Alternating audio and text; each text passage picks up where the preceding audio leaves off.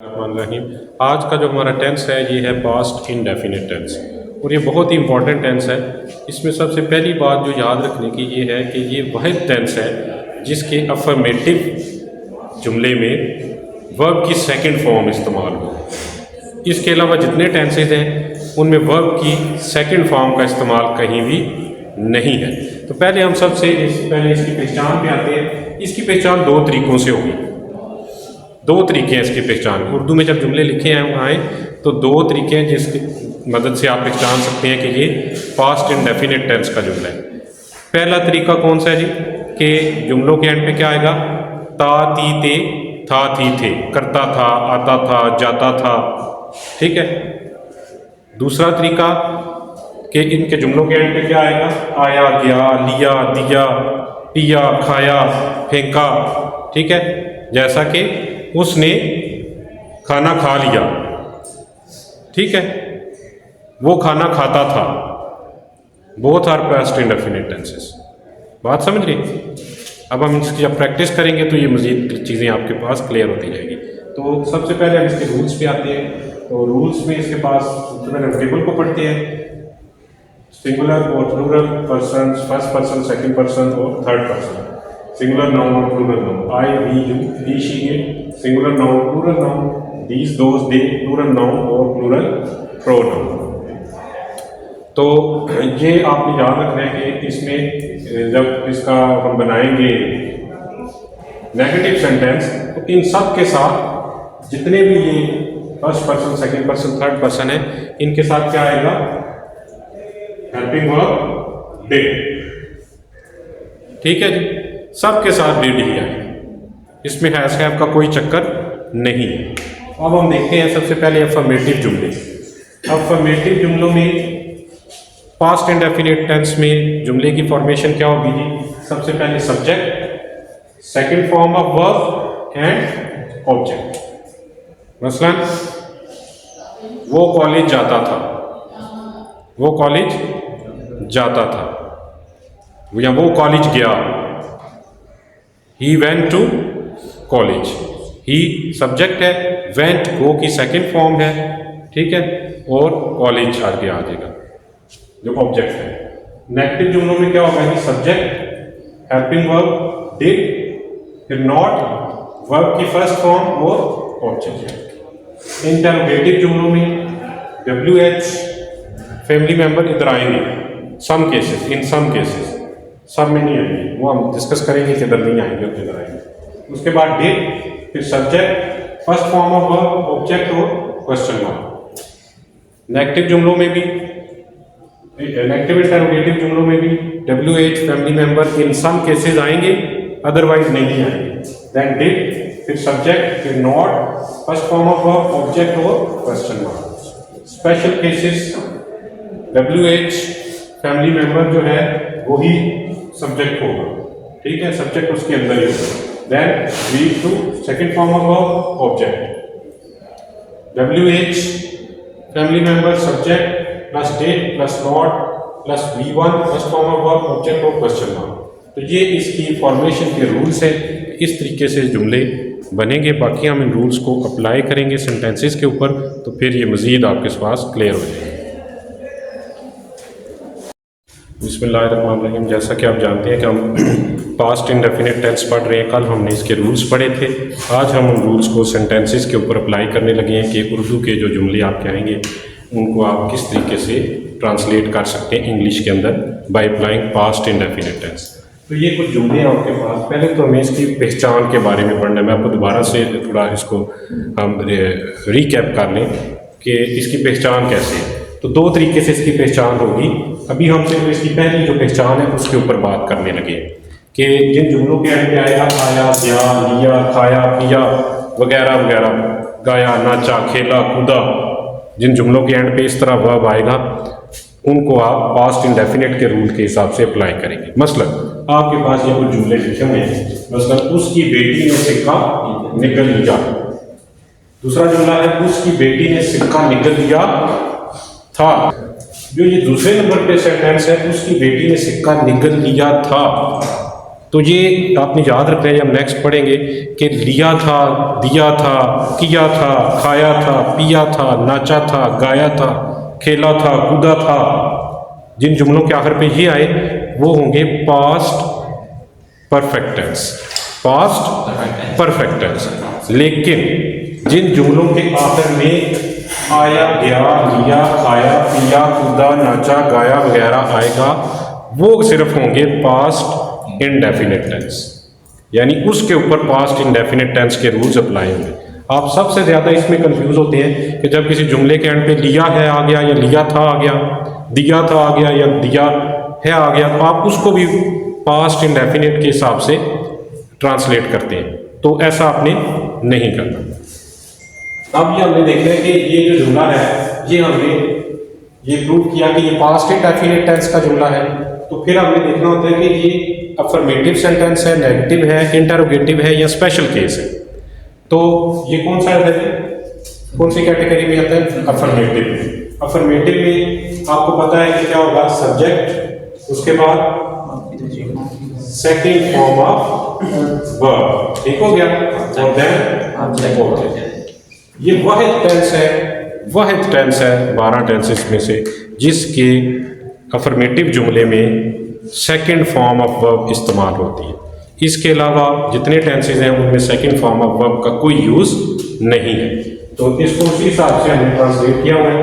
His daughter swallowed, निकलने की English swallow, उसकी second form swallowed the coin, ठीक हो गया। सब्जेक्ट, ये क्या हो गया जी, सब्जेक्ट, सेकंड फॉर्म और सेकंड सेंटेंस है, उसकी बेटी ने सिक्का निगल लिया था। लिया था, दिया था, खाया था, पिया था, पाया था, गया था। मैंने आपको बताया ये कौन सा टेंस है, पास्ट परफेक्ट टेंस। इसको हम तफसील से आगे पढ़ेंगे, अभी हम सिर्फ इस जुमले को देख लेते हैं कि ये ट्रांसलेट कैसे हुआ है। His daughter had swallowed the coin. इसमें हेल्पिंग वर्ब क्या होता है, हैड। पास्ट परफेक्ट में हेल्पिंग वर्ब क्या होता है, हैड, और साथ थर्ड फॉर्म ऑफ वर्ब होती है, ठीक है जी। कौन सी फॉर्म ऑफ वर्ब होती है, थर्ड फॉर्म ऑफ वर्ब। इसको अभी ये सब्जेक्ट, ये हेल्पिंग वर्ब, ठीक है जी, ये V3 और ये ऑब्जेक्ट। आगे जो उसकी बेटी ने सिक्का निकल लिया है, ये टेंस हम पढ़ चुके हैं, प्रेजेंट परफेक्ट है, ठीक है। तो इसमें क्या होगा, सब्जेक्ट, हेल्पिंग वर्ब इसमें हैज है क्योंकि थर्ड पर्सन सिंगुलर है, स्वेलोड थर्ड फॉर्म है, और ऑब्जेक्ट। यहां तक कोई मसला, इनमें फर्क पता लग गया। हमारी पहली जो कोशिश थी वो थी इन तीनों टेंसेस में फर्क करना, वो चूंकि अब हमने कर लिया है। अब हम सिर्फ प्रेजेंट पास्ट इंडेफिनिट पे आगे काम करेंगे इस वीडियो के अंदर। आगे है कि उसने फर्श पर चाकू फेंका, पास्ट इंडेफिनिट, एंड पे क्या आ गया, फेंका। अगर हो जाता उसने फर्श पर चाकू फेंका है, तो फिर कौन सा टेंस हो जाता, प्रेजेंट परफेक्ट। अगर हो जाता कि उसने फर्श पर चाकू फेंका था, पास्ट परफेक्ट। अब उसने फर्श पर चाकू फेंका कौन सा टेंस है, पास्ट इंडेफिनिट, और उसमें कौन सी कैटेगरी का है, अफर्मेटिव है, ठीक है जी। तो अफर्मेटिव में हम पढ़ चुके हैं, सब्जेक्ट होता है, फिर V2 second form of verb और ऑब्जेक्ट है। तो क्या हो गया, he threw the knife on the floor, through जो सेकंड फॉर्म, ठीक है, V2। अब इसी का नेगेटिव है, उसने फर्श पर चाकू नहीं फेंका है, नेगेटिव सेंटेंस है। तो नेगेटिव की फॉर्मेशन हमने क्या पढ़ी थी, सब्जेक्ट, उसके बाद did plus not plus V1 और प्लस ऑब्जेक्ट। उसी के हिसाब से जरा देखें क्या बनेगा, he did not throw, threw की first form throw the knife on the floor. क्या उसने फर्श पर चाकू फेंका, क्या उसने फर्श पर चाकू फेंका, कौन सा कैटेगरी, हाँ, past indefinite tense, interrogative category, सवालिया जुमला। तो सवालिया जुमले की फॉर्मेशन हमने क्या पढ़ी थी जी, पहले क्या होगा, डिड, हाँ, इसमें कि यहाँ डिड भी हो सकता है, यहाँ WH फैमिली मेंबर भी इधर हो सकता है, इंटरोगेटिव जुमला बनाते हैं। जरूरी नहीं कि इसमें स्पेशल केस में WH फैमिली मेंबर आएगा, यहाँ भी हो सकता है, वो हम आगे देखेंगे कैसे हो। ठीक है, तो यहाँ पर WH family member plus did हो सकता है। ठीक है, और उसके बाद सब्जेक्ट और V1 और क्वेश्चन। ठीक है, तो ये क्या हो जाएगा, did he throw the knife on the floor. यहाँ पे WH फैमिली मेंबर की जरूरत नहीं है, क्योंकि इसका आंसर आप यस या नो में दे सकते हैं। क्या उसने फर्श पर चाकू फेंका, यस और no? We can answer it in yes और नो। आगे, क्या उसने फर्श पर चाकू नहीं फेंका, negative interrogative. WH family member जो कि क्या होते हैं, why, when, where, who, whom, how. ठीक है, उसके बाद डिड, उसके बाद नॉट, उसके बाद सब्जेक्ट, V1 ऑब्जेक्ट और question. Did he not throw the knife on the floor. Clear? उसके बाद है जी, उसने फर्श पर क्या फेंका, उसने फर्श पर क्या फेंका। अब आपने इसके ऊपर अप्लाई करना है, ये नेगेटिव सेंटेंस है। ठीक है, सॉरी इंटरोगेटिव सेंटेंस है। स्पेशल रूल भी अप्लाई है, उसने फर्श पर क्या फेंका,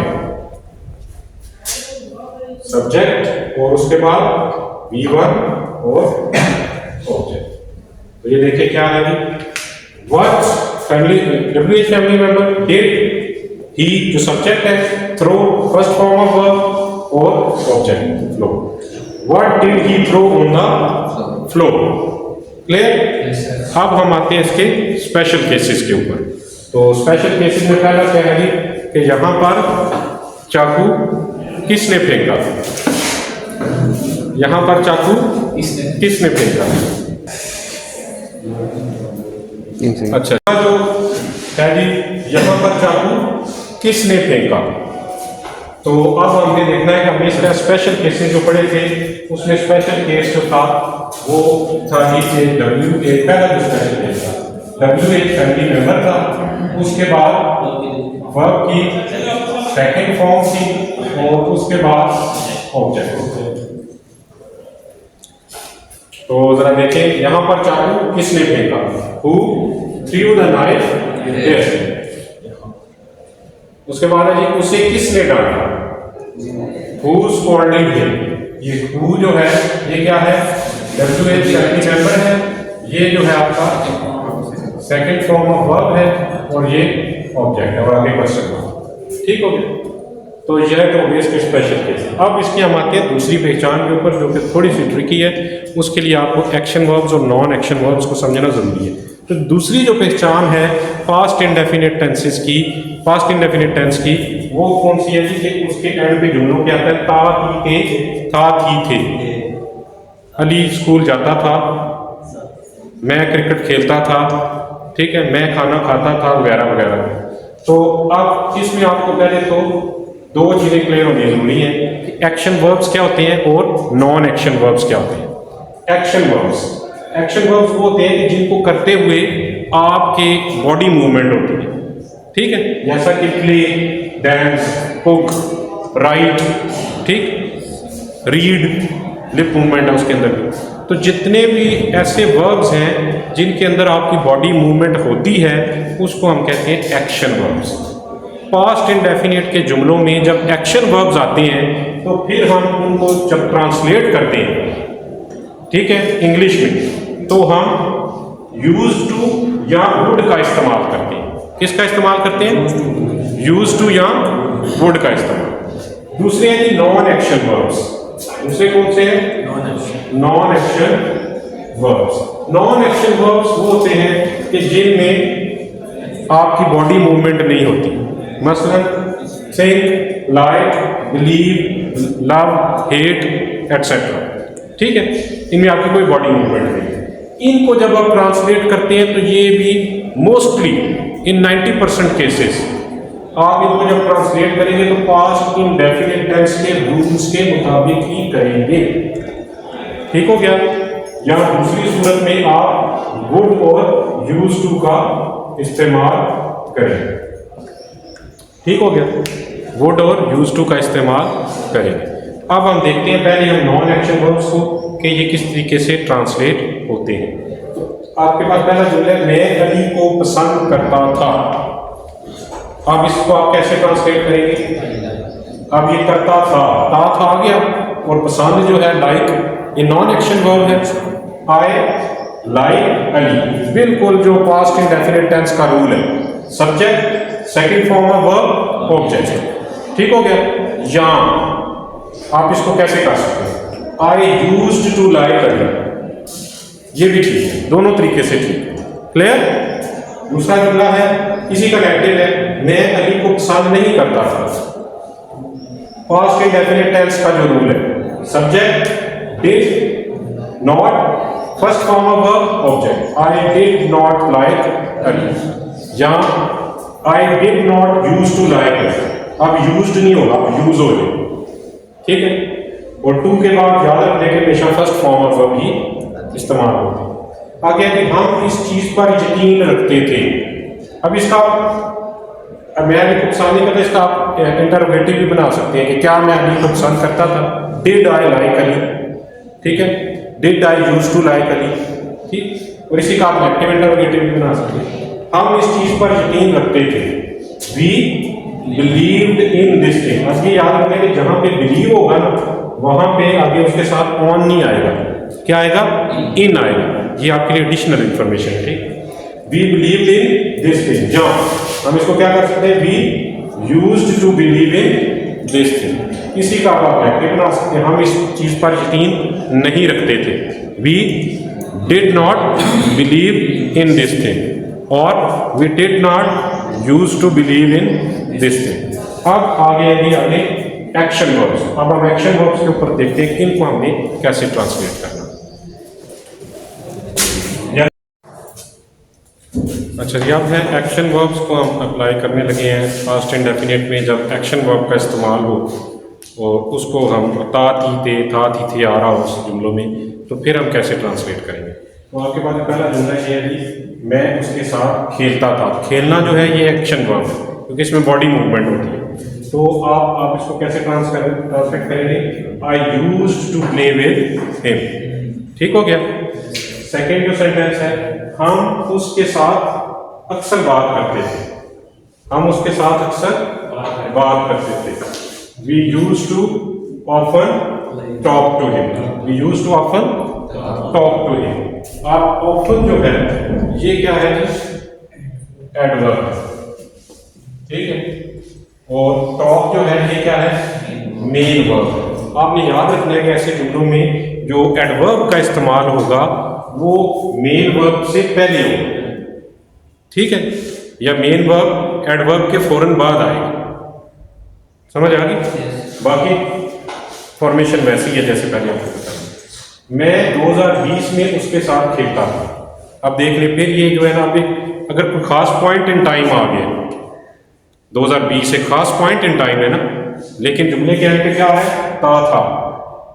अब ये पास्ट इंडेफिनिट का जुमला, आपने ये प्रेजेंट परफेक्ट कॉन्टिन्यूस में नहीं चले जाना, या पास्ट परफेक्ट कॉन्टिन्यू, क्योंकि वो रहा था रही थी उसमें लाजमी है। ठीक हो गया। अब हम इसको कैसे ट्रांसलेट करेंगे? I played with him in 2020, या I used to play with him in 2020। हम उन दिनों उससे बात करते थे। हम उन दिनों उससे अक्सर बात करते थे। हम उन दिनों उससे अक्सर बात करते थे। We used to often talk to him those days. ठीक हो गया। Any doubt? हम हर इतवार को मिलते थे। We used to meet every Sunday, और वी मेट एवरी संडे। ठीक है। आगे वो चावल बनाता था और मैं रोटी बनाता था। अब ये दो जुमले, वो चावल बनाता था और मैं रोटी बनाता था, यानी दो क्लॉजेज है। ठीक है। और दरमियान में ये कंजंक्शन है। ठीक है। तो जब भी दो क्लॉजेज हों इंडिपेंडेंट और दरमियान में कंजंक्शन हो और दोनों ही पास्ट इंडेफिनिट टेंस में हो तो प्रैक्टिकल इंग्लिश में आजकल उसको कैसे ट्रांसलेट किया जाता है कि पहला जो क्लॉज होगी he used to cook rice, used to I and I would cook chapati. दूसरी क्लॉज में क्या आएगा, वुड का इस्तेमाल।